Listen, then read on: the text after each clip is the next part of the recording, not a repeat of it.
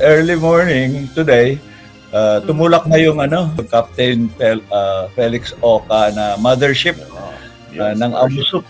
Nandun nakasakay yung mga youth volunteers, mga ilang mangingisdang leader at iba pa, siguro mga 50 sila. Alas 7 ng umaga, umalis ang MV Kapitan Felix Oka dito sa Maynila patungong Palawan. Sakay nito ang mga sasama sa 3 araw na civilian caravan na inorganisa ng Atin Ito Coalition. Nasa mahigit 40 volunteer ang sakay nito na karamihan ay mga kabataan, youth leader at fisher folks representative. May ilan sa organizers, conveners, lalo na yung sa Akbayan. At nandito na ngayon, ka-text lang namin na dumating na sila ron.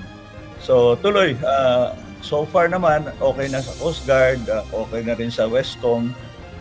Kasama na rin sa barko ang mga donasyon na naipon ng Atin Ito para ipamigay sa ating mga kababayang mangingisda at frontliner sa West Philippine Sea.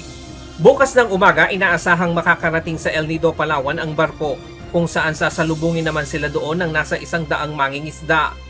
Sa linggo, nakatakdang maglayag ang convoy kung saan makakasama ang 40 fishing boat na nakaantabay sa Palawan. Gagabayan naman ng mga barko ng Philippine Coast Guard ang convoy para sa seguridad sa mga sasama sa civilian caravan. They will proceed from El Nido this December 10. And the Coast Guard is basically more focused on ensuring the safety of the attendees. Isa sa hamon na nakikita ng PCG ang pagiging maalon sa karagatan. Dadaan sa Ayungin Shoal, Patag at Lawak Island ang karavan para mamigay ng regalo at ipakita ang suporta sa ating mga kababayang mangingisda at sundalo sa West Philippine Sea. Ryan Lacanlale, UNTD News and Rescue.